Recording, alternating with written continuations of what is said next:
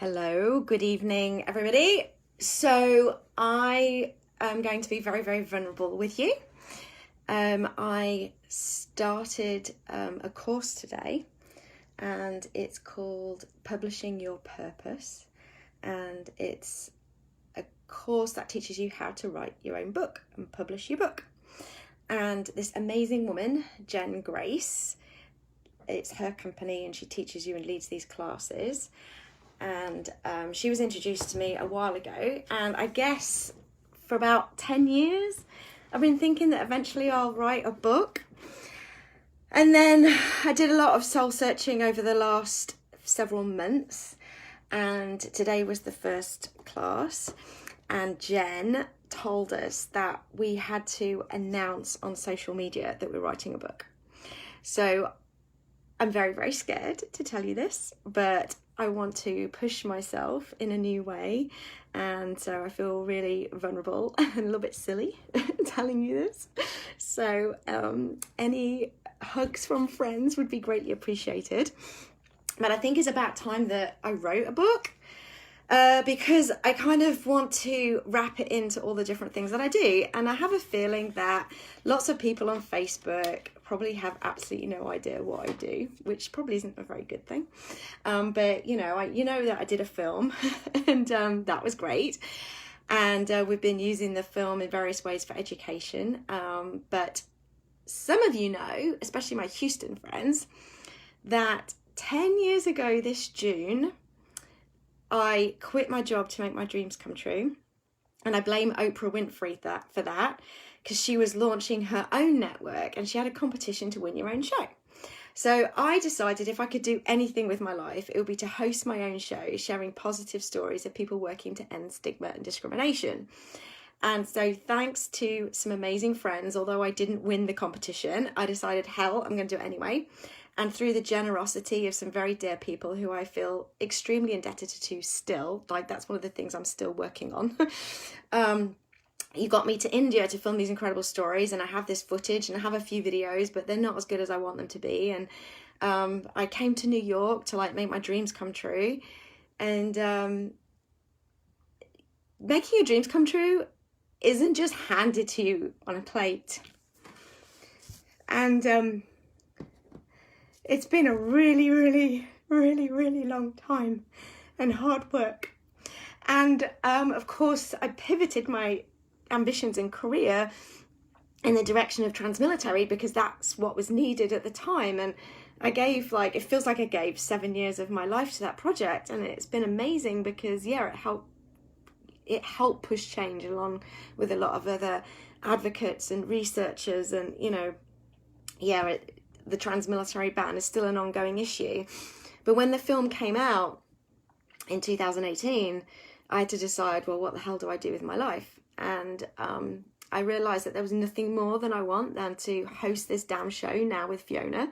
So some of you may have seen on Facebook that I've done some filming, and I filmed last summer, and I'm working with two incredible editors. I'm working with a woman called Bea and another woman called Amanda, and I have an amazing crew that I've been working with. But making a TV show requires money, so I'm constantly in that, okay, I've got to raise money, but then I've got to capture the stories, I've got to go film, and so on and so forth. But we're in post-production on 3 episodes. I have a trailer that is already finished, and the wonderful people at Sim International did the post color and sound on that, which I'm very grateful for.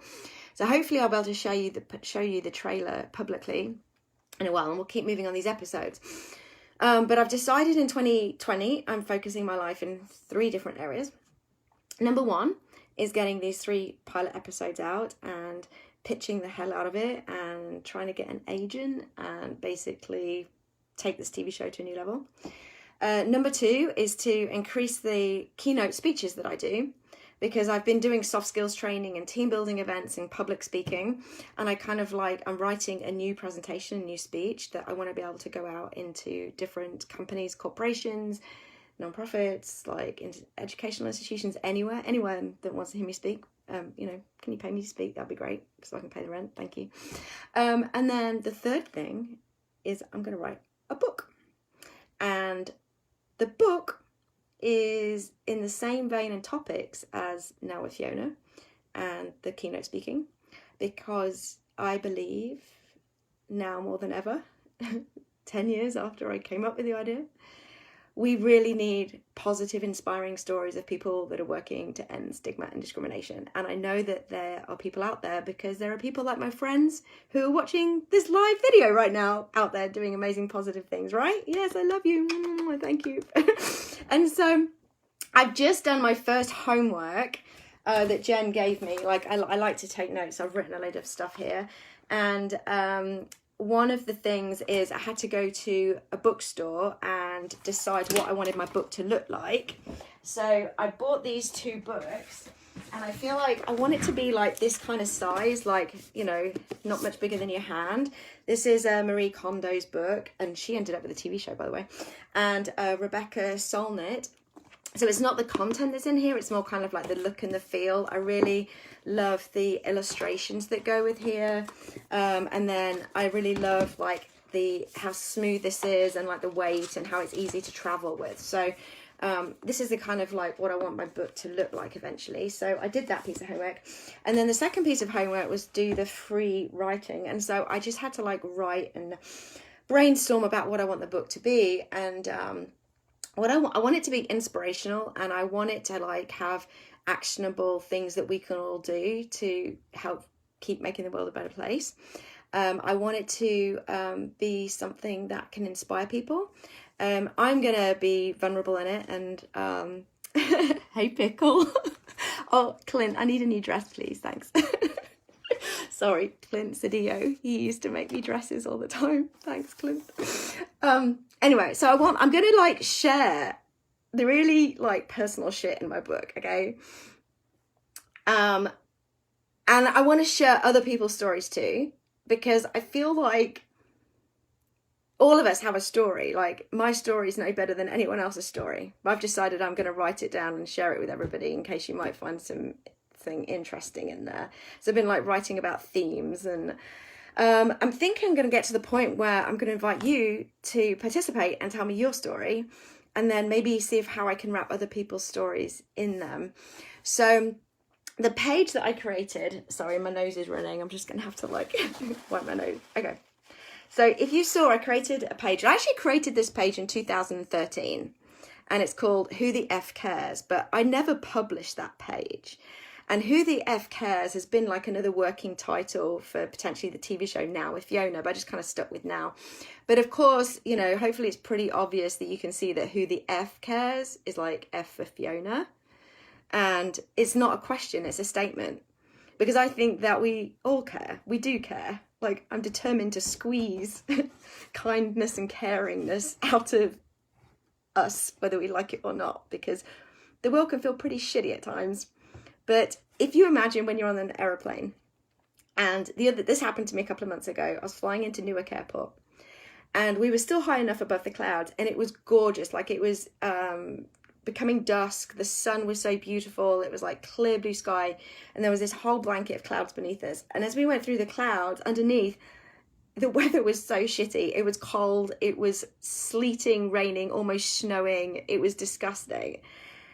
But that beautiful sky and glorious sun and calmness was still up there. We just couldn't see it. So that's kind of like the analogy I see for all the shitty things. Like, people are fighting politically, and there's racism and homophobia and biphobia and transphobia and like all the things that we know. But there's also some really good positive things that are happening where people are bridging the gap, and like, you know, go hug someone that thinks something completely different from you and just like appreciate them for being a human being. Anyway, maybe I'm being a bit too sappy, but that's what the book's going to be about. But I want it to be entertaining, engaging and inspiring, and I want it to be another form and reflection of the TV show, so that I'll end up with like a TV show, a book, speaking engagements, and maybe a podcast or something like that. But I feel like I've been really quiet on social media lately.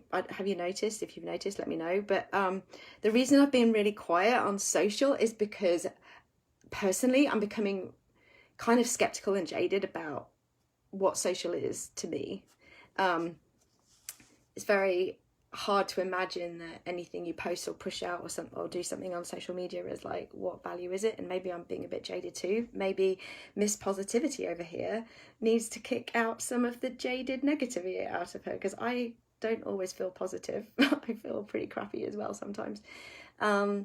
But anyway, so I haven't really shared a lot, I guess, and I think I've like been in a bit of a period of self-reflection and like trying to figure out what the hell I'm doing and who am I and am I still going, because they say an overnight success is 10 years. And this June, it will be 10 years since I started my project now with Fiona. And it's feeling really kind of like thought-provoking. Like, am I really going to do this? Do I really want to do this? How badly do I want to do this? Do I want to keep going? So, yeah, I'm going to keep going. Now I'm just going to add a book to my plate. Anyway, so I've done my homework. Jen told me, as I said at the beginning of this video, who didn't see the beginning. Oh, Megan, thank you. Amazing story and a passionate heart. Thank you. I think we all have amazing stories.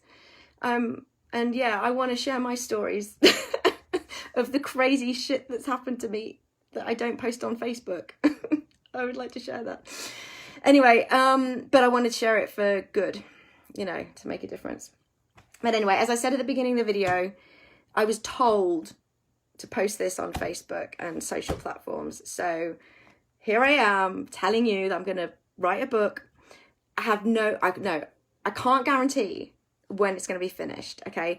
But maybe if you want to hold me accountable, I've decided that I want to have a really solid draft to hand over to an editor by my birthday. That is July 31st of this year.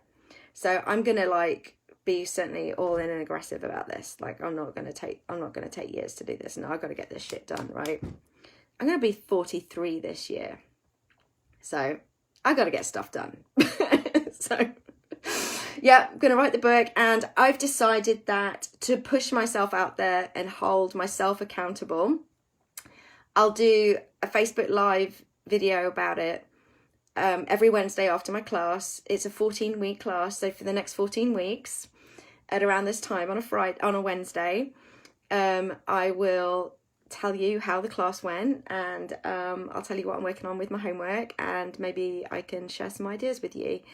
So thank you for watching this Facebook Live. It feels a little vulnerable right now, but I love seeing all these friends' names pop up and know that you're there. And please know that even though I don't see most of you in person, you mean the world to me, and I adore you.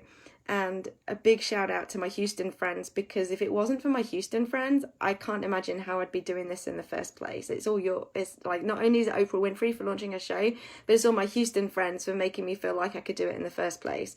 So I don't think you or I knew what the hell this was going to lead to, but it's nearly 10 years and I'm still at it. So let's do the last stretch together, shall we? Anyway, big hugs and love. Happy hump day.